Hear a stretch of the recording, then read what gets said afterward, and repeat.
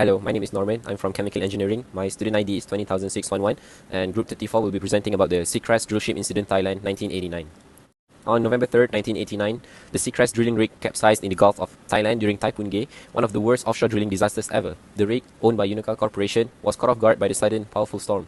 Typhoon Gay brought winds over 185 kilometers per hour and waves taller than 12 meters. Despite being designed for rough seas, the Seacrest couldn't handle the storm. It flipped over quickly, giving the 97 crew members, including 34 Thai nationals, almost no time to escape. Sadly, 91 people died and only 6 survived by clinging to debris. Rescue efforts were difficult due to harsh weather and the rig's remote location. Investigators found problems like delayed weather warning and poor storm preparation. The disaster led to stricter safety rules, better emergency plans, and improved weather alert systems in the oil and gas industry. The Seacrest tragedy is a reminder of the risk of offshore drilling and the need for strong safety measures. Hi, my name is Sim Chings, and I'm going to talk about the accidents of the secret drill ship which happened in 1989. For these accidents, it happened at the coast of Thailand and caused 91 people of death with many of the injured. There are few factors that contribute to these accidents, which are the poor maintenance, management failures, inexperienced master, SOP violations, and the last one is about the typhoon. Due to all these factors, it has been caused the explosions that destroy the rich and trapping the survivor, so that it has been delaying the rescue effort due to the insufficient firefighting equipment and training. Also, the Thai government rejected the international assistance. In this afterwards, victim families received the compensations and the new offshore drilling safety standards were also enforced. These accidents have highlighted the urgent needs for the better safety regulations and oversight in the industry. And that's all from my part. Thank you. On the technical and engineering issues, I'll be presenting on how the Seacrest drillship incident is an example of how harsh weather conditions and technical issues can lead to disaster at sea. Drillships, unlike jackup rigs, are highly vulnerable to strong winds and waves, especially during drilling operations. The Seacrest incident is a clear case where a lack of proper stop work procedures contributed to the accident. One major issue was the ship's stability. Investigation revealed errors in the wind overturning moment calculations, which were approved by the American Bureau of Shipping, or ABS. These errors may have reduced the ship's stability margin.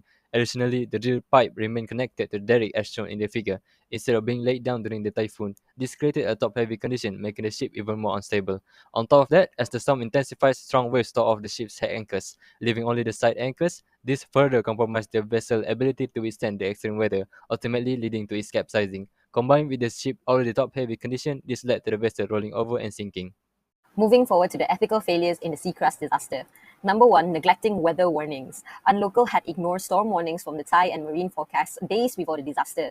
This resulted in the crew members was not prepared in advance. Knowing this information, the tragedy could have been reduced or prevented overall. Then, the delayed and uncoordinated rescue operations. Rescue efforts were slow and disorganized. The Thai Navy and regional agencies were not immediately mobilized, leaving the crew members stranded at sea without any resources. Many had died and perished due to dehydration, exhaustion, and exposure before help could even arrive.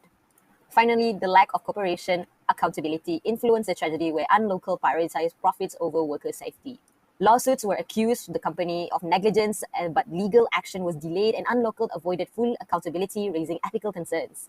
In summary, this tragedy highlights corporate negligence, poor preparedness, and disregard of human life. The delay of response worsened the disaster, emphasizing the moral responsibility of companies to protect their workers, especially in high-risk industry like the offshore drilling. Now I'll be talking about the recommendations to prevent future problems. The 1989 Seacrest drillship incident in Thailand was caused by Typhoon Gay, killing 91 crew members. To avoid further catastrophe like this from happening in the future, few recommendations can be implemented, such as implement better weather monitoring and early warning systems, such as automated alert systems and satellite-based surveillance. Next, we can improve drillship stability and structural integrity. For this, the routine stability testing should be done and to make sure they can withstand severe weather. Besides that, plans for emergency reaction must be followed. Evacuation protocol should be established for this. Compliance to industry regulatory standards can also be done. Strict implementation of offshore safety laws should be implemented. Following that is to maintain connectivity between offshore and onshore.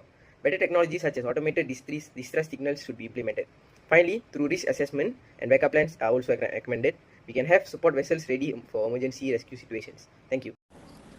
In conclusion, the Seacrest drillship incident is a stark reminder of the need for strong safety measures, emergency preparedness, and the corporate accountability in the offshore drilling industry. When the Seacrest capsized during Typhoon Gay 1989, it exposed serious issues with weather forecasting, safety protocols, and Unocal Corporation's practices. The loss of 91 lives shows the dangers of ignoring safety standards. The disaster led to better safety rules, include improved weather monitoring, emergency responses, and corporate responsibility. Learning from such tragedies help make offshore operations safer and protects workers' lives. That's all from our group. Thank you so much.